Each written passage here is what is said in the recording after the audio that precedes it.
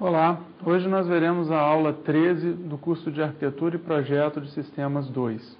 A aula de hoje é sobre padrões GRASP e ela é composta por uma introdução que fala brevemente o que são esses padrões, seguida de 7 exemplos de padrões GRASP. Bom, a ideia dos padrões de software já foi discutida em aulas anteriores, que é tentar passar o conhecimento de especialistas, de pessoas que conhecem muito aquele tema, para as pessoas que estão ainda começando. Então, os padrões de software, uma frase que é repetida nessa área, é que eles não são inventados, eles são descobertos. Então, ninguém para pensar e vou criar um padrão. Ele basicamente observa situações que ele passou durante a vida, em diferentes projetos, observa os problemas que ele enfrentou e observa as soluções que ele deu para aqueles problemas que tiveram um resultado positivo. Então, a partir dessas situações, esse desenvolvedor, esse arquiteto, projeta o padrão mostrando esses problemas que ele teve no passado e essas soluções que ele encontrou para resolver os problemas. No nosso caso, o ponto específico que essa linguagem de padrões, que esse conjunto de padrões que a gente chama de GRASP, atua é a atribuição de responsabilidade. E existem dois tipos principais de atribuição de responsabilidade. Responsabilidade do tipo conhecer e responsabilidade do tipo fazer. Então, se a gente fizer uma analogia ao mundo real, a gente também tem esse tipo de situações. Existem pessoas que sabem fazer determinadas tarefas. Por outro lado, existem pessoas que conhecem quem sabe. Então, não necessariamente o ideal é uma pessoa saber fazer tudo. Talvez seja muito interessante ela conhecer as pessoas que realmente sabem fazer. Então, ela, por si só, não faz as coisas, mas ela é um ponto de contato com que a gente pode contar para atingir as pessoas que realmente sabem fazer as coisas. Então, quando a gente estiver fazendo software, a gente vai pensar da mesma forma e a gente vai tentar dar essa atribuição de responsabilidade para as nossas diferentes classes. Se a gente pensar em orientação a objetos, como é que fica essa questão de conhecer e fazer? Conhecer são basicamente os atributos da nossa classe. Então, no momento que a gente cria uma classe e dá para ela um conjunto de atributos e um conjunto de associações, a gente está falando quem essa classe conhece. Quando a gente quer dar o fazer para uma dada classe, a gente está colocando um método nessa classe ou um comportamento na classe. Então, basicamente, o fazer são os vários comportamentos daquela classe que ela, por si só, executa, e o conhecer são os vários atributos e as várias associações que essa classe tem, onde ela é capaz de delegar determinadas demandas que chegam até ela. Bom, e nesse contexto de orientação a objeto e atribuição de responsabilidades em orientação a objeto, surgiram os padrões GRASP, que são de autoria do Larman. Esses padrões, a tradução, o texto em inglês significa General Responsibility Assignment Software Patterns, que a tradução daria algo como padrões de software para atribuição de responsabilidades gerais de projeto. É um ponto importante para a gente considerar nesse texto do que significa o GRASP, é exatamente esse geral. A gente vai ver mais para frente padrões GOF, que são padrões específicos. Você vai ver o problema que o padrão GOF ataca é um problema bem pontual e ele dá uma solução para aquele problema. Aqui não, nessa aula de hoje a gente vai estar vendo problemas gerais e esses padrões que atacam esses problemas gerais, que é a ideia desses padrões GRASP. E a ideia principal dos padrões GRASP, como o próprio nome diz, é atacar problemas gerais de atribuição de responsabilidade. Então ele vai dar para a gente um monte de dicas, um monte de situações onde foi encontrada dificuldade de atribuição de responsabilidade no passado e dicas de como proceder quando essas situações se repetirem no futuro. Um projetista que conhece bem esses padrões GRASP possivelmente vai conseguir fazer um projeto com uma atribuição de responsabilidade mais balanceada do que projetistas que ignoram esses princípios, que são exatamente coisas que aconteceram no passado. Então, são coisas recorrentes que a gente está tentando não errar novamente, ou pelo menos não precisar gastar tempo demais pensando em como vai resolver o problema no futuro. Uma outra analogia que o pessoal de padrões de software faz para advogar o uso de padrões, é comparando com um jogo de xadrez. Se a gente pensar num jogo de xadrez onde duas pessoas profissionais estão jogando, basicamente ninguém pensa nas primeiras jogadas. Existe um conjunto de aberturas padrões, onde é perda de tempo ficar meia hora pensando o que vai ser feito para mexer o primeiro peão do jogo. O primeiro peão do jogo tem que ser mexido em meio segundo. E assim a gente consegue, na hora que precisar, na hora que a gente estiver com uma configuração complexa do tabuleiro e precisar fazer uma jogada complicada, gastar o tempo para pensar. Então a ideia dos padrões é mais ou menos isso. Quando a gente encontra uma situação que já cansou de ser lidada no passado, que as pessoas já deram várias soluções inteligentes e interessantes para essas situações, basta a gente adotar uma solução que deu certo no passado, sem precisar gastar um tempo enorme pensando numa situação que já é repetida e que todo mundo já conhece. Então são ferramentas que são úteis para a gente e a gente agora vai dar uma olhada nesses 7 padrões do Grasp. Na verdade, o Grasp tem vários outros padrões, a gente pegou alguns principais para dar uma ideia do que são esses padrões do Grasp, mas no livro texto do curso tem os demais padrões que dá para os alunos se aprofundarem e ter uma visão melhor de outras formas de atacar o problema de atribuição de responsabilidades. Bom, o primeiro padrão, eu coloquei sempre o título dos padrões em inglês. A ideia disso é como o padrão ele tenta trazer para a gente, a partir de um nome bem curto, uma ideia de uma solução complexa.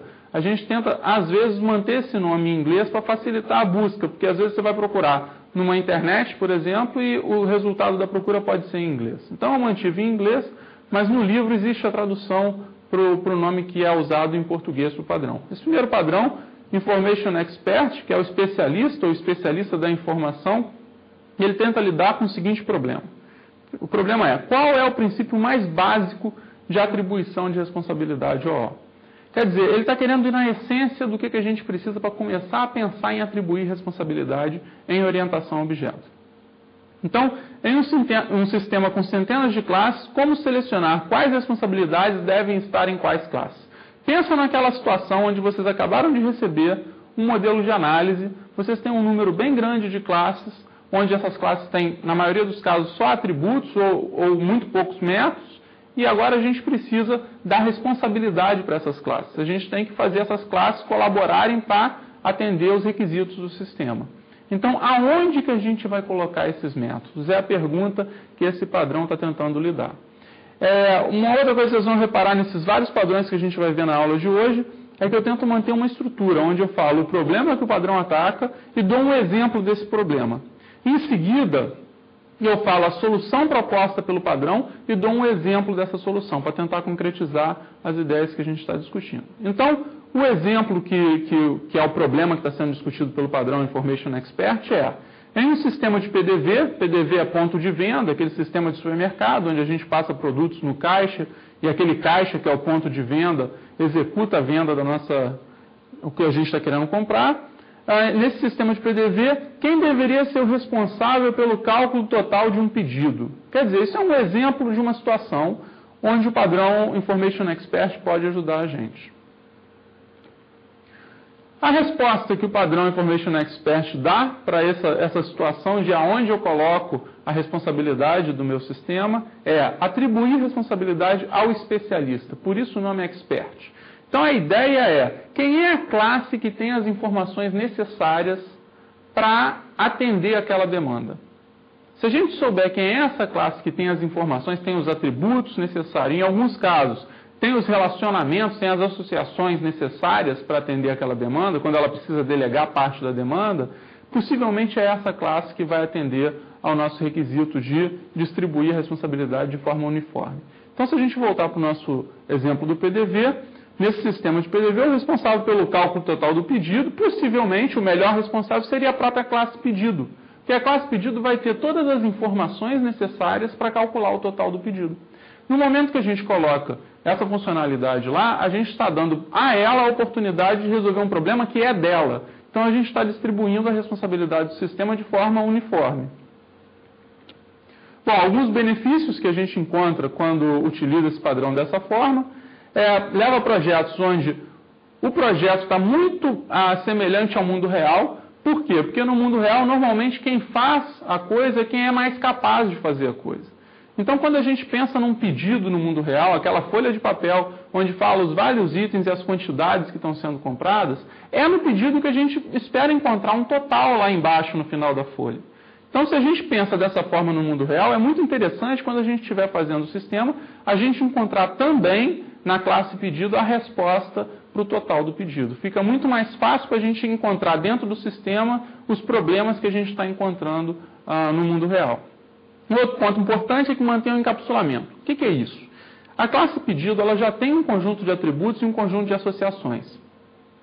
Se a implementação dessa responsabilidade de calcular o total for atribuída à classe pedido e ela conseguir implementar essa responsabilidade usando o que ela já tem, a gente não vai acoplar a classe pedido com nada de novo, só com o que ela já estava acoplada inicialmente. Então a gente vai conseguir manter um nível de relacionamento entre as várias classes, ou de acoplamento entre as várias classes, baixo no nosso sistema. E a gente vai manter um nível alto de encapsulamento ou de coesão para essa classe pedido, porque ela vai fazer exatamente o que a gente espera que ela faça no mundo real. Então a ideia principal desse padrão é fazer com que a gente consiga distribuir de forma uniforme a responsabilidade entre as diversas classes. Porque se eu dou para a classe só o que deveria ser dado para ela, depois de eu distribuir toda a responsabilidade do sistema, essa responsabilidade possivelmente não vai sobrecarregar nenhuma classe. Se estiver sobrecarregando alguma classe, é porque possivelmente a gente projetou mal essa classe. Essa classe poderia ser dividida em 2 ou mais classes, e aí sim ter uma distribuição mais uniforme. Bom, padrões também têm sinônimos. Então aqui eu listei um conjunto de sinônimos para dar essa ideia para vocês. Então esse padrão que eu estou chamando aqui de Information Expert, vocês vão encontrar na internet ou em outros livros com esses vários outros nomes que a gente está apresentando nesse slide. Por exemplo, colocar responsabilidade com os dados, aquele que conhece faz, quem sabe faz, animação, fazê-lo eu mesmo e colocar serviços com os atributos que eles utilizam. Independente do nome, porque a ideia principal não é o nome é muito importante para com uma frase pequena, uma palavra pequena, a gente lembrar toda uma solução, todo um caminho de raciocínio. Mas independente do nome, o que esse padrão tenta trazer para a gente é isso. Vamos colocar responsabilidade dentro das classes que têm as informações necessárias para cumprir aquela responsabilidade. Bom, então o primeiro exercício, a aula de hoje está com diversos exercícios para a gente tentar fixar essas ideias de padrões. O primeiro é, desenvolva um modelo abaixo, através de um modelo de sequência. Então a ideia é que vocês, a partir desse modelo de classe, façam um modelo, um diagrama de sequência, para inserir a responsabilidade do cálculo total do pedido, segundo o padrão Expert. Então esse modelinho que a gente tem um pedido, é composto por vários itens, um item está associado a um produto, e um produto está associado a uma especificação. E os atributos foram distribuídos nessas várias classes. Então, o pedido tem uma data do pedido, o item do pedido tem uma quantidade que está sendo comprada. Então, na verdade, um pedido vai ter um monte de item, e cada item tem uma quantidade. O item está associado a um produto, porque você está comprando uma quantidade de um determinado produto, e esse produto está associado a uma especificação, onde está descrito o preço desse produto. Então, esse é o modelo inicial que eu queria que vocês partissem, e a partir dele fizessem um diagrama de sequência, mostrando como que esse cálculo de total de pedido poderia ser implementado no nosso sistema. E a gente colocou um botãozinho com executar para vocês poderem ter um acesso direto à ferramenta Umbrella. Então, por favor, apertem pause, façam o exercício, quando terminarem, apertem o play novamente. O segundo padrão que a gente vai ver hoje é o padrão Creator, ou Criador. É um padrão responsável para atribuir responsabilidade de criação de objetos no sistema. A gente, pensando no sistema do ponto de vista estático, a gente colocou as várias responsabilidades, os métodos distribuídos nas diversas classes, os atributos, só que a gente precisa saber quem vai criar qual classe no sistema. A criação dos objetos a partir de uma determinada classe nesse sistema. E esse padrão tenta dar uma resposta para a gente nesse sentido. Então, o exemplo que a gente está usando para ilustrar o padrão é, no sistema de PDV, mais uma vez, quem deveria ser o responsável para a criação de um novo item de pedido? Ou seja, eu preciso criar objetos item de pedido toda vez que o usuário, o nosso cliente do supermercado, estiver passando um produto no caixa. Mas dentro do sistema, quem que é a classe responsável por criar esses objetos de itens de produto? Bom, e a solução proposta por esse padrão, na verdade, é um conjunto de análises que a gente deve fazer. Então, a gente vai atribuir para a classe A a responsabilidade de criar instâncias da classe B se ao menos algum desses itens estiver acontecendo. O primeiro é, A contém objetos de B. Ou seja, a gente encontrou uma estrutura de composição entre A e B. Se A contém objetos de B, nada mais justo do que A criar esses objetos de B. A agrega objetos de B. Se vocês repararem, a gente colocou em negrito esses dois primeiros itens, eles são bem fortes. Então, quando eles acontecem, é um bom indício de que a classe responsável para criar a B seria a A, nesse caso. Outras situações, A registra objetos de B, A usa de maneira muito próxima objetos de B, existe uma associação bem próxima que eles usam com frequência, o objeto A usa objetos de B com frequência, e A tem os dados necessários para a construção de objeto B. Se vocês repararem, esse último item, ele lembra um pouco o padrão Information Expert, ou seja, se o A tem todas as informações que são precisas para criar B, então faz sentido A criar B. Uma coisa que vocês vão perceber nos projetos de vocês é que, em vários casos, acontecem quase todos, ou a grande maioria desses itens, numa mesma situação. Normalmente, quando B é composto por A é composto por B, a gente encontra também uma situação onde A tem os dados necessários para criar B. Então, quando essas coisas acontecem e acontecem com frequência, é um indício muito forte que A deveria ser o criador de B. Se a gente voltar para o nosso exemplo, que a gente estava querendo saber quem é que deveria criar o item de pedido, possivelmente a classe pedido deveria ser responsável por criar itens de pedido, até porque a classe pedido é composta por diversos itens de pedido. Então, nesse nosso projeto, a atribuição de responsabilidade segundo esse padrão criador seria colocar pedido criando item de pedido. E qual é o benefício disso? O benefício é basicamente aumentar o acoplamento do sistema, não aumentar o acoplamento do sistema, manter esse acoplamento uniforme, mantendo a coesão alta do sistema.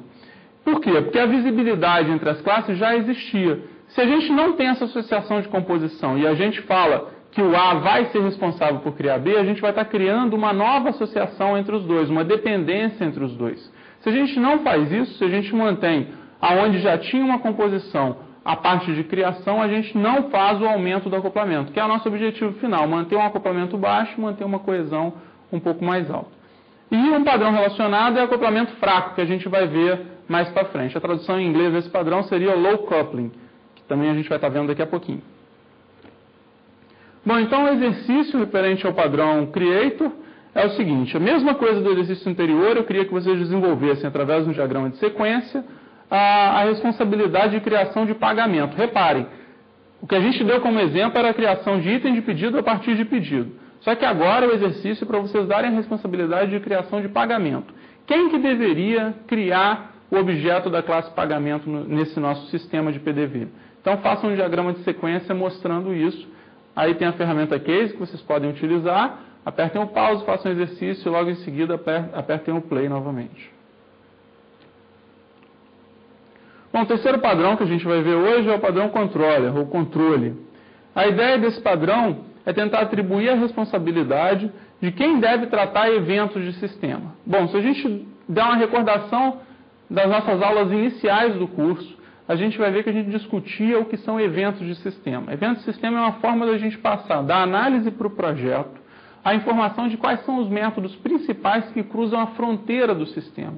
Ou seja, o nosso usuário vai fazer chamada de alguns métodos no nosso sistema e o sistema tem que responder. Mas eu não sei ainda como que o sistema vai responder. Isso é atribuição de responsabilidade. Então, a gente tem um conjunto de eventos que a gente chama de evento de sistema, onde a gente tem que, de alguma forma, atribuir essa responsabilidade dentro do sistema. Então, basicamente, o que esse padrão está querendo lidar é dar essa atribuição inicial de responsabilidade para os eventos de sistema. E o exemplo que a gente vai seguir para apresentar esse padrão é o caixa, no sistema de supermercado, registra o código e a quantidade de um item de pedido. Ou seja, aquela situação corriqueira que a gente está no supermercado, a gente entrega uma caixa, um produto qualquer para o caixa vê esse produto, bate lá o código de barra, ou lê o código de barra do produto, e bate a quantidade do produto que está sendo comprado, tantas unidades. Nesse momento, o sistema precisa, de alguma forma, tratar esse evento. Ou seja, o caixa está informando para o sistema. Sistema, adiciona um item que tem código tal e está sendo comprado em tal quantidade. Como que o sistema recebe esse evento e trata? Bom, então a solução proposta pelo padrão controller é a gente atribuir essa responsabilidade de receber os eventos de sistema para uma das três classes descritas nesse slide. A primeira é o representante do sistema como um todo. Ou seja, a gente tem uma classe, o nosso sistema, que representa o sistema como um todo e que vai seguir o padrão Facade que a gente vai ver depois nos padrões GOF, os padrões do Gama. Esse padrão Facade determina que existe uma classe de fachada, ou seja, ela fica entre nossas classes de interface do usuário e a nossa classe do sistema em si. E ela vai receber esses eventos que vêm da interface do usuário e vai delegar para as classes do sistema responsável por executar as funcionalidades. Então, uma opção é usar essa classe Facade e colocar esses métodos na classe Facade. Uma segunda opção é a gente ter um objeto que representa o negócio ou a organização e colocar nesse objeto esses diversos métodos que foram detectados anteriormente na análise. E a nossa terceira opção é a gente ter uma classe para cada caso de uso que foi detectado na análise. E cada uma dessas classes de casos de uso vai colocar os métodos referentes àqueles casos de uso que foram detectados na análise. E a partir dessa classe eles vão delegar essas funcionalidades para o restante do sistema. Bom, então voltando ao exemplo, né, a solução para aquele nosso exemplo, onde a gente precisa, nesse caso, registrar um item de pedido, executando o método registra item de pedido, que é um exemplo de um evento de sistema, a gente poderia botar na classe PDV. No caso, a classe PDV está representando a fachada, ela representa o sistema inteiro de ponto de venda. Uma outra opção é a gente ter uma classe loja, que representa a loja específica, quer dizer, uma unidade de negócio. E a terceira opção é a gente colocar aquele caso de uso de compra de itens como um elemento do nosso sistema, como uma classe no nosso sistema, e colocar esse método registra item pedido como um método desse caso de uso. Na verdade, essa terceira opção ela tem uma vantagem muito grande, que é não deixar o número de métodos da classe crescer demais, porque basicamente a gente vai ter uma classe por caso de uso e o número de métodos vai ficar ligeiramente reduzido. Uma outra vantagem interessante dessa terceira opção é que ela dá para a gente um mapeamento entre a análise e o projeto. Ou seja, quando a gente estiver lendo os casos de uso em análise e precisar dar uma manutenção nesses casos de uso, a gente vai encontrar um relacionamento 1 para 1 com uma classe de projeto que implementa esse caso de uso. Então, essa rastreabilidade entre análise e projeto pode ser muito útil na hora que a gente for dar manutenção no sistema. Bom, então, benefícios que a gente encontra usando esse padrão. Primeiro benefício, a gente tem que pensar lá naquelas aulas iniciais onde a gente discutia que uma arquitetura comum separa, uma arquitetura de 3 camadas, bem convencional, separa a visão, quer dizer, a interface com o usuário, do sistema em si, que são as regras de negócio, e da persistência dessas informações, que é o banco de dados e assim por diante. Então, no momento que a gente consegue separar bem o que é visão do que é controle, que é o que esse padrão está trazendo para a gente, facilita muito a reutilização no futuro desses nossos elementos de controle. Porque amanhã a interface deixa de ser, por exemplo, interface web e passa a ser interface de celular. Do ponto de vista das regras de negócio do sistema em si, nada muda. A gente vai criar a nova interface e vai chamar esse método que está numa classe específica de controle, que está no lado de cá, no lado das regras de negócio, e não no lado da apresentação com o usuário. Então, esse tipo de padrão tem um benefício muito grande, que é separar o que é apresentação do que é regra de negócio, do que é modelo e funcionalidade do sistema.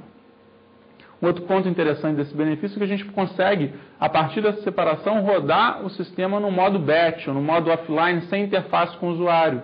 Por quê? Porque a gente consegue acessar diretamente as funcionalidades que o sistema provê, através dessas classes que foram criadas a partir do padrão controle. Um ponto também interessante em relação a ter uma classe por caso de uso é que a gente está agrupando todos os métodos de um dado caso de uso no encapsulamento de uma mesma classe. Então, a gente pode criar alguns atributos para essa classe que representa o caso de uso e consegue transformar a classe independente de estado. Ou seja, a gente pode controlar, a partir da execução de alguns métodos, se outros métodos são apropriados ou não. A gente consegue instanciar objetos dessa classe que representa o caso de uso para diferentes usuários, o que pode facilitar nosso controle sobre as diferentes threads que estão rodando em cima do sistema ao mesmo tempo. Então, existe um conjunto de vantagens. Existem aquelas 3 soluções, mas se a gente adotar a última, ela traz ainda um conjunto de vantagens adicionais para a gente. E um ponto que é muito importante, a gente colocou como esse último item do slide, mas isso vocês têm que ter em mente, é que esse padrão controle ele só está falando de quem vai ser a porta de entrada do sistema. Só que essa classe ela tem que ser aquela classe que conhece muita gente, mas que faz muito pouco. Se a gente começar a botar funcionalidade nessa classe, ela vai crescer demais e ela vai enfraquecer o sistema como um todo. Ela vai ficar muito pouco coesa e vai enfraquecer o sistema como um todo. Então a ideia é ela ser um maestro. Ou seja, para um dado método, ela vai receber, por exemplo, no caso que a gente está citando como exemplo, é registro de um item de pedido, ela vai receber essa necessidade do cliente e vai chamar outras classes, outros objetos do sistema que sabem resolver esse problema. Ela em si não deveria resolver nada. Mesmo que a gente tenha muita vontade de dar para ela a responsabilidade de resolver o problema, não façamos isso. Vamos fazer ela colaborar com outras classes para resolver esse problema no final. Bom, então, mais um exercício para vocês. A ideia aqui é para os eventos do sistema listados abaixo, na classe virtual sistema, vindos do caso de uso de compra de itens, lá da análise, defina uma atribuição de responsabilidade e argumenta o motivo da sua escolha. Ou seja, eu queria que vocês olhassem para esse exemplo que a gente está dando, que é um caso de uso chamado compra de itens, que ele foi modelado em análise e todos os métodos dele foram adicionados nessa classe sistema, que é uma classe virtual. Ela não existe, é só uma forma de comunicação entre análise e projeto. Então, basicamente, vocês têm que implementar esses 3 métodos. Vocês têm que dar ao sistema a responsabilidade de responder esses 3 métodos. Então, a pergunta do exercício é como é que vocês fariam isso? Como é que vocês atribuem a responsabilidade da implementação desses 3 métodos? Quem vai ser a classe dentro do sistema que vai receber cada uma das requisições desses métodos e como é que vai se comportar essa classe para fazer com que esse método execute de forma correta? Mais uma vez, entrem na ferramenta Umbrella através do botão que está disponível para vocês. Apertem o pause agora, façam o exercício, ao terminar, apertem o play. Bom, mais um padrão. Esse padrão chama low coupling, ou seja, baixo acoplamento. E a gente já discutiu outros padrões que têm relação com esse padrão. Esse padrão é bastante interessante, vocês vão ver que o objetivo dele não é dar uma solução única, mas sim balizar possíveis soluções. Quer dizer, ele é um padrão que tem que estar o tempo todo na nossa cabeça. Na hora que a gente está em dúvida e fala qual caminho que a gente vai seguir, ele vai dar a resposta. Porque ele baliza possíveis caminhos, ele tenta comparar um caminho com o outro e ver qual que é mais interessante para a gente. Bom, qual é o problema que ele está tentando lidar? O problema básico é o seguinte: como é que a gente consegue fazer um sistema que tenha uma dependência baixa, ou seja, pouco acoplamento entre as várias partes do sistema e aumente a reutilização das partes? Que eu consiga, por exemplo, pegar uma parte de um outro sistema e colocar nesse nosso sistema sem trazer muita coisa junto com essa parte. Tem tudo a ver com acoplamento. Se o acoplamento é muito grande, se eu pego uma classe do sistema, automaticamente eu tenho que pegar todas, porque elas estão acopladas.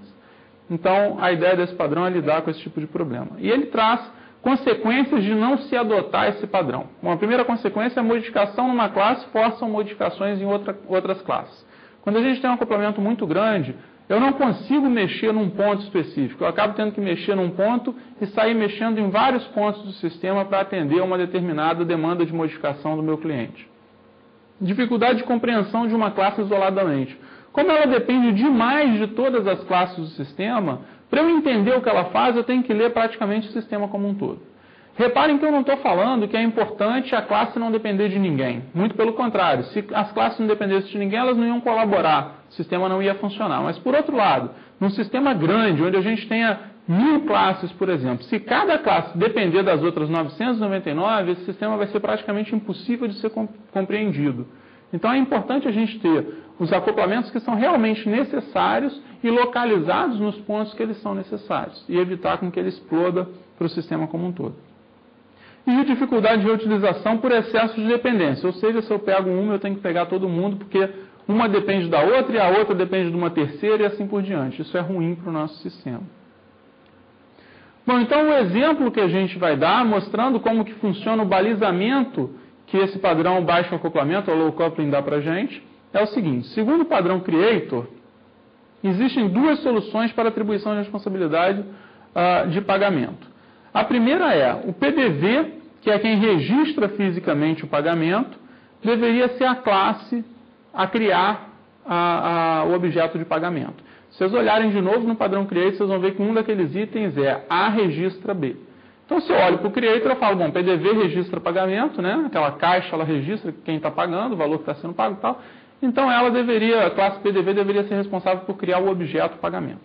Mas, por outro lado, se a gente olhar para o mesmo padrão Creator, a gente vai ver que a classe pedido tem os dados necessários para a construção da instância de pagamento. Logo, ela é quem deveria criar pagamento. Ou seja, o padrão Creator aceitou que duas soluções fossem usadas para criação de pagamento. E agora a gente vai olhar para esse padrão baixo acoplamento e vai tentar ver qual é a melhor solução para esse nosso problema. Bom, vamos analisar cada uma das duas soluções possíveis pelo padrão Creator. A primeira solução, onde a gente fala que o PDV vai criar o pagamento, a gente vai estar com o nosso objeto que representa o PDV, nesse caso eu botei chamado um PDV, que é um PDV qualquer, é uma caixa do supermercado. Ela vai estar criando um objeto do tipo pagamento, que eu estou chamando de um pagamento qualquer, e após criar esse objeto, ela vai chamar um método em pedido, falando pedido adiciona esse pagamento a você, porque em última instância o pedido está associado a pagamento se a gente olhar para o nosso modelinho que a gente está tomando como base. Então, nesse caso, são dois passos. Primeiro, o PDV cria o pagamento. Segundo passo, o PDV adiciona o pagamento no pedido. Bom, a segunda solução, que é atribuir a responsabilidade para o próprio pedido, a responsabilidade de criar o pagamento, como é que ela ficaria? Ao invés do PDV virar para o pedido e falar adiciona esse pagamento, já passar o objeto pagamento, o PDV viraria para o pedido e falaria, ó, o valor que foi pago é esse valor, e passaria o valor, mas o objeto pagamento ainda não foi criado.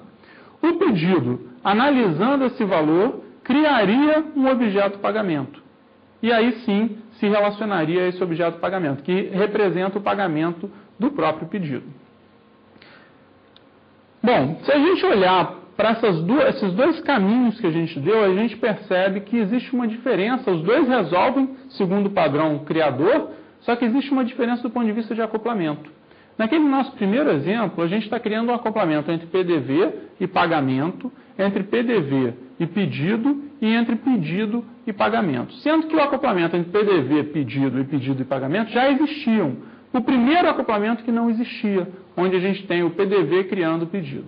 Na segunda solução, que só tem o acoplamento entre PDV e pagamento e pedido, todos esses acoplamentos já existem no sistema que veio modelado de análise para a gente. Então, a segunda solução não adiciona mais acoplamentos do que o sistema já tinha anteriormente. E é exatamente isso que esse padrão low coupling fala para a gente. Se eu tenho várias soluções para resolver o problema, eu deveria analisar essas várias soluções, tentando enxergar se tem alguma delas que não adiciona nenhum acoplamento ou adiciona menos acoplamento do que as outras. Se tem, ela é uma candidata em especial para resolver o nosso problema. Então, basicamente, se a gente voltar para o nosso exemplo, se a classe pedido instancia pagamento, ela não está criando um acoplamento novo. Por quê? Porque ela já tinha o acoplamento com pagamento, porque ela guarda pagamento. Se eu fizer com a classe PDV, eu estou criando um acoplamento novo. Dessa forma, a solução ideal seria a gente adotar o pedido criando pagamento para a gente não colocar nenhum acoplamento novo no sistema. Bom, então vamos pensar num exercício para fixar esse conceito de acoplamento. É o seguinte, dê a sua avaliação sobre o acoplamento nos problemas abaixo e indique se há uma situação desejável. Basicamente, eu estou dando dois cenários. Queria que vocês pensassem nesses dois cenários. Desse uma avaliação do ponto de vista de acoplamento, ou seja, falem se o acoplamento no primeiro cenário é baixo, é alto, é médio, e no segundo cenário se é baixo, alto, médio, e falem se isso é uma situação desejável, se vocês acham que o objetivo é atingir exatamente o que esse cenário está descrevendo. Primeiro cenário, cenário A, um sistema onde todos os objetos herdam da classe objeto persistente. Ou seja, a gente criou uma classe chamada objeto persistente, e as 1000 classes do nosso sistema herdam dessa classe objeto persistente, para que seja possível implementar um mecanismo objeto relacional de mapeamento objeto relacional automático. Já no nosso cenário B, a gente tem um sistema onde as classes têm somente atributos primitivos e métodos, sem nenhuma associação ou herança. Então, nesse segundo cenário, a gente tem 1000 classes, onde não existe nenhuma associação entre nenhuma classe. Então, basicamente, respondam qual é o nível de acoplamento em cada um dos cenários e se é desejável ter um cenário com essas características que a gente está descrevendo em cada um desses cenários. Bom, mais um padrão que a gente vai ver é o padrão polimorfismo. Então, a ideia principal desse padrão é tratar dois problemas, que, na verdade, são dois problemas muito interrelacionados. O primeiro problema é alternativas em função do tipo da classe. Então, é muito comum a gente ver um sistema onde você tem uma classe projetada, essa classe tem seus 10 métodos, cada método começa com switch ou com if. Se o tipo é bola, então executa dessa forma. Se o tipo é quadrado, então executa dessa forma, e assim por diante. Você vai no segundo método, você encontra a mesma seleção por tipo. Se o tipo desse objeto é bola, então faz assim. Se o tipo desse objeto é quadrado, então faz assado. E assim por diante, para cada um desses 10 métodos. Então, no final, a gente vai ter uma quantidade enorme de código naquela mesma classe, então aquela classe tende a crescer demais, e uma dificuldade muito grande de manutenção. Por quê? Porque se a gente quer mudar alguma coisa no comportamento bola, a gente possivelmente vai ter que ir em vários pontos dessa mesma classe e alterar esse código. Se a gente quer adicionar mais um tipo que essa classe pode ser, por exemplo, a gente quer adicionar triângulo, a gente vai ter que ir em cada um desses métodos e colocar mais um item para o switch, ou mais uma cláusula de if e else, avisando que se for triângulo, o desenho tem que ser feito de uma determinada forma, e assim por diante. Então a manutenção fica muito dificultada e essa classe tende a crescer muito com o passar do tempo. E um outro ponto que esse padrão tenta tratar é a questão de criar componentes como pedaços de software substituíveis. Ou seja, é possível tirar uma forma de implementar alguma coisa e pôr uma nova? Então, nesse caso, se eu estou com esse código onde eu tenho vários ifs e seleção da funcionalidade a partir do tipo da classe, vai ser muito difícil trocar o comportamento do quadrado. Por quê? Porque eu vou ter que entrar nas várias partes do código, que pode ser muito grande, e alterar, encontrar onde está o comportamento de quadrado e alterar esse comportamento. Então, esse é o problema que o padrão vai tratar. No nosso exemplo, para concretizar esse problema, no sistema de PDV, como seria possível a seleção do tipo de autorização de pagamento? Ou seja, a gente sabe que a gente tem diferentes tipos de pagamento. Pagamento em dinheiro, pagamento em cheque, pagamento em cartão, e devem existir vários outros tipos a mais. Então, a nossa dúvida é: aonde vai cair a responsabilidade de autorizar um pagamento? Se a gente olhar para o primeiro padrão, que é o padrão expert, ele vai falar: quem autoriza é quem tem os dados. Logo, quem deve autorizar um pagamento é o próprio pagamento, porque o pagamento tem as informações necessárias para a gente poder fazer essa autorização. Então, a gente tem um exemplo do cenário para ajudar vocês a enxergarem o problema. Nesse exemplo, a gente tem uma classe pagamento, onde ela tem uns inteiros que representam o tipo de pagamento: dinheiro, cheque, cartão. Quando a gente cria um pagamento, a gente informa qual é o tipo desse pagamento. Aí o pagamento tem uma quantia que está sendo paga e ele tem um método autoriza. Basicamente, o conteúdo desse método autoriza vai ser o que a gente está mostrando nessa notinha ao lado. A gente vai ter um switch que vai verificar se o tipo do pagamento é dinheiro, e aí vai vir um conjunto de linhas de código explicando como é que deve ser feita a autorização por dinheiro. Se o tipo é cheque, vai vir um conjunto de linhas de código, por exemplo, falando conecta com a Serasa, verifica se o cheque tem fundo e assim por diante. Se o tipo é cartão, vai vir um conjunto de linhas de código falando pede a senha do cartão, liga para a operadora do cartão, autoriza o pagamento e assim por diante. Então a gente está tendo numa mesma classe um conjunto de responsabilidades que possivelmente não tinham a ver com aquela classe. Qual é a solução que esse padrão polimorfismo nos dá para esses dois problemas? Ele basicamente fala o seguinte: ao invés de a gente ter tipo selecionando funcionalidade, a gente ter esse switch de tipos, a gente deveria criar classes que herdam dessa classe pagamento. E cada classe que herda de pagamento implementar a funcionalidade autoriza em função de um tipo de pagamento específico. E aí o polimorfismo, que é um mecanismo que a linguagem orientada a objetos vai prover para a gente, automaticamente vai selecionar o método correto em tempo de execução, em função de qual classe específica de pagamento foi criada. Então, com essa solução, a gente coloca a responsabilidade separada em diferentes classes. Então, essa manutenção nossa vai facilitar e a substituição no futuro também fica facilitada. E um outro ponto que a gente levanta, que é mais referente à substituição de componentes, a gente consegue dar um passo além. a gente consegue pensar em interfaces. Em várias situações onde a gente não sabe especificamente o que é a implementação de um dado elemento, ou a gente pode ter mais de uma implementação, o ideal é a gente projetar uma interface. O exemplozinho que a gente dá nessa figura, ela vem da linguagem de programação Java, onde a gente pode ter uma estrutura chamada map. O map é uma estrutura que relaciona nome com valor. Então, eu associo qualquer nome com qualquer valor e coloco nessa estrutura de map. Só que a implementação de um map pode se dar de diferentes formas. Por exemplo, usando uma hash table ou usando uma hash map. Existem outras implementações. Por exemplo, tree map, que usa uma árvore para implementar um map. Como eu tenho diferentes implementações, o ideal seria eu depender de uma interface genérica. E aí o polimorfismo vai ligar a implementação correta em função do objeto que eu criei para implementar, para colocar no lugar dessa interface que eu projetei inicialmente. Então a ideia desse padrão polimorfismo é sempre que a gente tem algum tipo de seleção em função do tipo, ou então a gente precisa substituir componentes, o ideal seria a gente utilizar o polimorfismo para fazer isso. Porque seria muito mais difícil fazer essa substituição se tudo estivesse numa única classe e uma seleção de tipo estivesse acontecendo. Bom, então no nosso caso, no nosso exemplo específico, qual é a solução que a gente vai dar? A gente vai criar 3 classes novas, chamadas pagamento cartão, pagamento cheque, pagamento dinheiro. As 3 vão herdar de pagamento e elas vão sobrescrever esse método autoriza, cada uma dando a sua responsabilidade correta de autorização.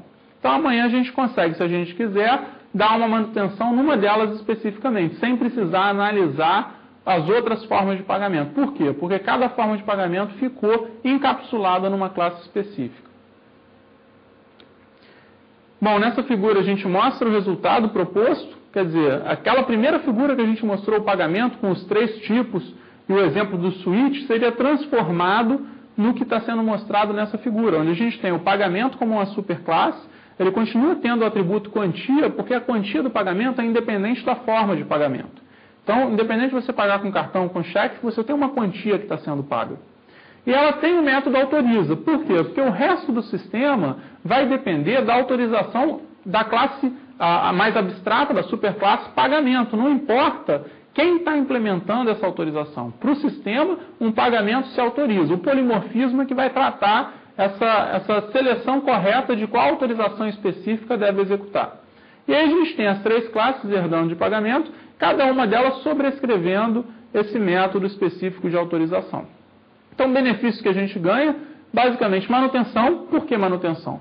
Porque se o nosso cliente vira para a gente e fala, olha, o nosso mecanismo de pagamento no cartão está dando problema, quando a gente abrir o sistema para dar manutenção, a gente vai direto na classe pagamento cartão.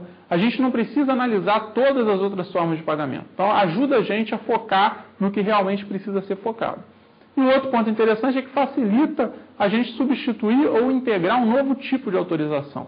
Se surgir, a tecnologia muda com o passar do tempo e surge uma forma de autorizar pagamento usando digitais ou retina, por exemplo. Basta a gente criar uma classe nova que é responsável por pagamento através de digitais. E com essa classe vai ficar o código responsável por fazer essa autorização. Ou seja, a gente dá manutenção, a gente evolui o sistema com muito mais facilidade. Bom, o exercício referente ao padrão polimorfismo é o seguinte.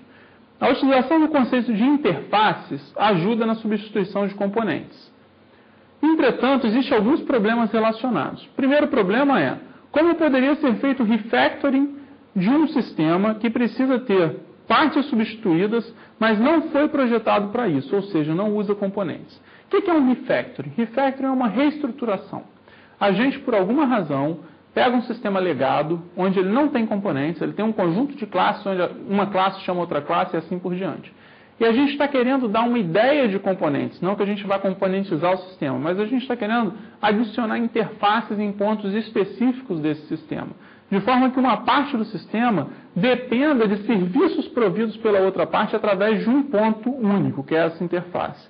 Como é que a gente consegue fazer isso? Seria viável a gente parar tudo, pegar esse sistema inteiro, decompor ele, criar as interfaces, fazer tudo de uma vez só? Ou seria melhor focar numa parte específica, criar as interfaces daquela parte específica, testar? Então a ideia desse exercício é, se vocês tivessem essa situação na mão, um sistema legado, onde vocês querem organizar e querem determinar as partes do sistema através da delimitação de algumas interfaces. Como vocês fariam isso?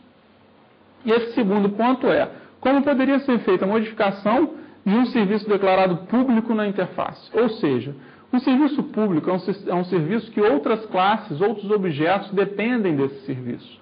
Então, se eu quero modificar esse serviço, ao trocar a assinatura desse serviço, por exemplo, se a gente tem um método falando paga pedido e a gente quer mudar esse método para finaliza pedido, na hora que a gente trocar essa assinatura, todas as classes que dependiam de paga pedido vão parar de compilar, porque não existe mais um método paga pedido. Então, como é que seria possível fazer isso de forma gradativa, sem gerar um impacto negativo no sistema? É muito importante vocês notarem que num sistema pequeno é fácil a gente mexer em todas as dependências. Só que num sistema grande, com diversos módulos e uma equipe muito grande, cada uma tratando de um módulo, não é tão fácil substituir um determinado método público que o resto do sistema depende. Então eu queria que vocês pensassem nesse problema e tentassem enxergar algum mecanismo, possivelmente usando interface, para ajudar a gente a fazer essa migração. Então basicamente tente estruturar uma sistematização simplificada de cada uma dessas questões. Bom, mais um padrão para a gente tratar é o Pure Fabrication. Esse padrão traduzido para o português seria invenção pura. E o problema que ele tenta tratar é o seguinte: a atribuição de responsabilidade, em alguns momentos, todas as soluções possíveis ferem o acoplamento baixo. Ou seja, eu preciso dar uma responsabilidade para o sistema, só que seja qual for a classe que eu dê aquela responsabilidade, eu vou estar aumentando o acoplamento do sistema, vou estar gerando possivelmente um acoplamento entre o domínio de negócio e o domínio de base, o domínio de infraestrutura do sistema, o domínio de arquitetura. Então, eu preciso ter algum padrão que me ajude a resolver esse cenário. Nosso exemplo para ajudar vocês a entenderem esse padrão é o seguinte: segundo o padrão Expert, a autorização de pagamento deve ficar na classe pagamento. A gente já viu isso anteriormente. Quer dizer, a autorização do pagamento deveria ficar na classe pagamento porque o pagamento tem todos os dados necessários para ele poder ser autorizado.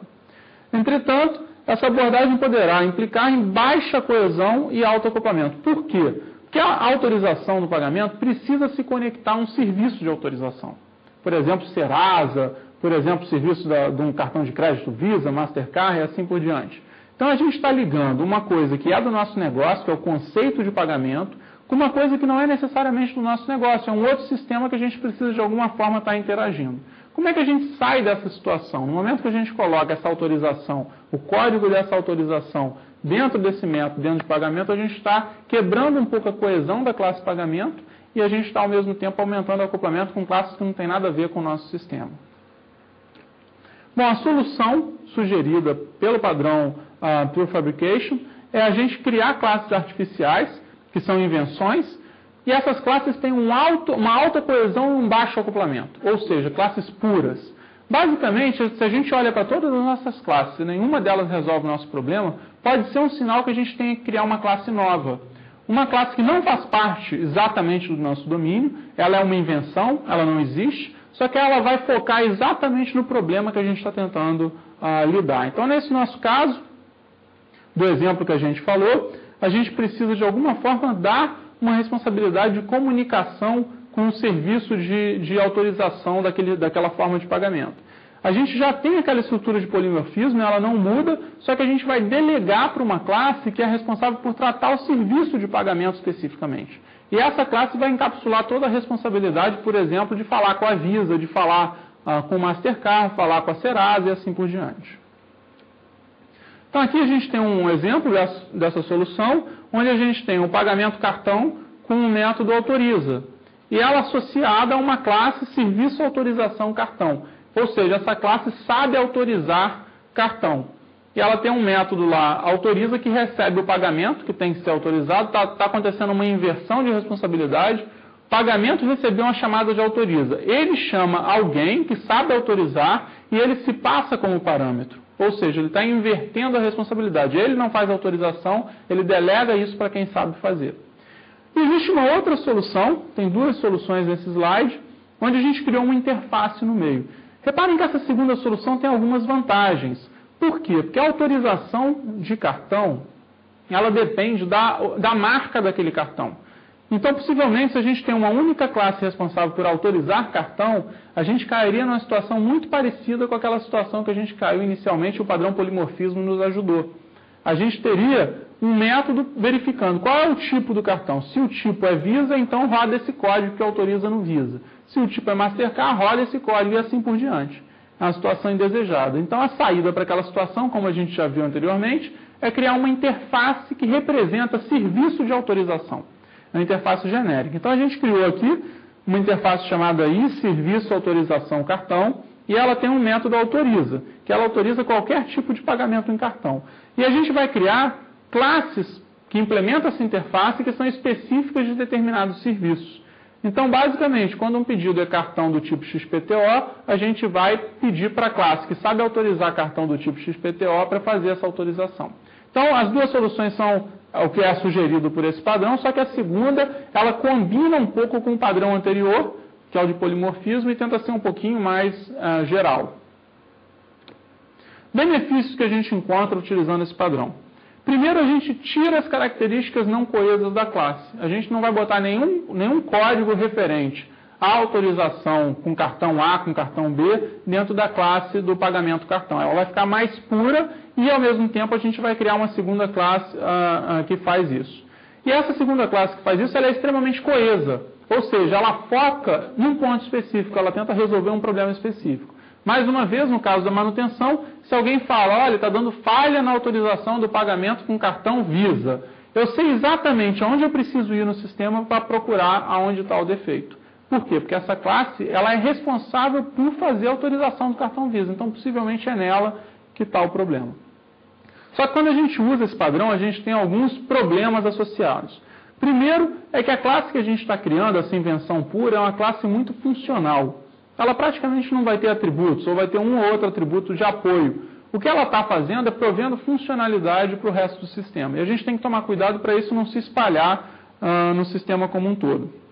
E o segundo ponto é que se a gente começar a fazer isso de forma rotineira, começar a criar classes que não fazem parte do nosso negócio, e botar várias invenções no nosso sistema, com o passar do tempo a gente vai ter um sistema orientado a eventos e não orientado a objetos. Porque basicamente, a partir de uma necessidade, a gente vai chamar um conjunto de eventos, um conjunto de funcionalidades que tem que executar, sem se preocupar que a informação deveria estar próxima da funcionalidade, que são o que os outros padrões anteriores pregam. Então isso aqui é uma ajuda numa situação específica, mas não deve ser usado o tempo todo para não estragar o nosso projeto do sistema. Bom, um exercício referente a esse padrão. Qual das duas abordagens abaixo você considera melhor? Justifique citando prós e contras de cada abordagem. Compare com a abordagem utilizada no exemplo anterior. Reparem, o que a gente está pedindo nesse exercício? Primeiro, vocês têm duas abordagens aqui. Tem uma primeira, onde pagamento relaciona com serviço autorização, e tem uma segunda, onde você tem cada um dos três tipos de pagamento relacionados com serviço autorização, onde serviço autorização tem um método para cada uma delas. A ideia é, primeiro, vocês olharem, analisarem essas duas abordagens e falarem prós e contras. Então, uma etapa é o que tem de vantagem e desvantagem para cada uma delas. A segunda etapa disso aqui é comparar essas duas abordagens com o exemplo que a gente deu anteriormente. E aí, no final, justificar, tentar consolidar essa resposta de vocês falando qual delas é que é a melhor solução para o nosso problema. Bom, e o padrão indirection, que é o último padrão que a gente vai discutir nessa aula de hoje, o problema que ele trata é o seguinte: como posso evitar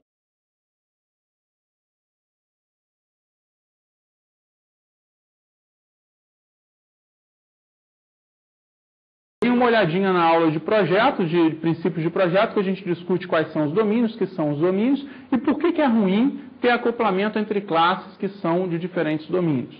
Então, nesse caso, quando a gente tem, por exemplo, uma classe de serviço acoplada com uma classe de implementação de um determinado device para atender aquele serviço, um dispositivo que sabe atender aquele serviço, na hora que a gente reutilizar o serviço, a gente tem que levar junto a forma com que o serviço é atendido, que pode ser ruim. Então, esse padrão ele tenta tratar esse tipo de problema. Um problema onde a gente precisa de algum nível de indireção entre as classes para quebrar essa dependência de classes de diferentes domínios. No nosso exemplo, para que esse pagamento em cartão ou em cheque funcione, a gente tem que fazer algumas chamadas a um driver do modem, por exemplo. Ou então, no caso do pagamento em dinheiro, a gente tem que fazer uma chamada a um driver de um leitor de moedas, que vai conseguir ler esse dinheiro e ver se ele está falsificado ou não. Como é que a gente vai fazer para atender essa necessidade sem botar uma dependência entre o domínio de negócio e um domínio de infraestrutura, por exemplo? Então, aqui tem a situação ruim que a gente está querendo tratar. A gente tem um serviço de autorização de cheque, tem um serviço de autorização de cartão. Ambos têm, em determinada parte do código deles, um monte de chamada a um driver da Tricom, que é um modem específico. E o que é ruim nisso? É que se a gente for dar manutenção, a gente vai ter que alterar nesses vários serviços que dependem desse driver. Além disso, a gente está colocando uma responsabilidade no serviço que não é dele. A gente está poluindo esse serviço, diminuindo a coesão dessa classe do serviço. Então, a solução que a gente tem é criar um objeto intermediário. Esse objeto vai ser responsável por fazer indireção entre o nosso domínio de negócio e o serviço que está sendo prestado para esse domínio de negócio. Então, a gente pode também criar vários níveis de indireção, dependendo do que a gente precisa. No nosso caso, um nível de indireção bastaria, mas dependendo da situação, a gente poderia criar mais de um. Bom, o exemplo da solução desse caso específico que a gente está falando é criar uma classe que representa o modem e criar uma segunda classe que representa o leitor de moeda. Ou seja, ao invés de a gente jogar o código de modem em cada uma das classes de serviço de autorização que precisam de um modem, a gente cria um modem e põe uma dependência entre elas, de preferência através de uma interface. Então aqui a gente tem uma figurinha onde a gente mostra uma interface genérica chamada modem, que tem métodos do tipo conecta, recebe e assim por diante. E aí a gente tem um modem específico, que é o modem Tricom, que implementa essa interface. E esse modem tem aquele código que a gente viu espalhado no sistema. Com essa solução, a gente vai ter essa responsabilidade dentro do modem Tricom, que é um modem específico, e nossa classe do sistema vai ficar leve. Ela depende de um modem, seja qual for o modem. Amanhã, se a gente trocar de modem da Tricom para uma outra marca, é só a gente substituir essa classe e botar uma segunda classe. Então, mais uma vez, a nossa solução aqui, que é criar essa classe de indireção, ela está combinada com a solução de polimorfismo, para facilitar a substituição. Bom, então o exercício referente a esse padrão indirection é o seguinte. Evolui o modelo abaixo para contemplar o padrão indirection para as 3 formas de pagamento. Ou seja, eu quero que vocês olhem para esse modelo, trabalhem em cima dele para fazer para as 3 formas de pagamento. Sobre o modelo gerado, perceba que um determinado serviço de autorização pode ser visto como um componente, interfaces providas e requeridas. No momento que vocês combinarem esse modelo com essas questões do indirection que a gente acabou de ver, colocando, por exemplo, a classe modem, vocês vão perceber que essa classe, determinado serviço de autorização de cartão, ele provê uma interface, que é serviço de autorização de cartão, que é necessário para o sistema fornecer, só que ele requer uma interface modem. Ele é um componente. Se a gente fornecer um modem para ele, ele consegue fornecer o serviço. E mais para frente a gente vai ver em detalhes como é que funcionam os componentes. A gente vai ter uma aula específica para isso. Bom, a aula de hoje, então, pode ser encontrada no livro do Larman, são os capítulos 17 e 25. Muito obrigado e até a próxima aula.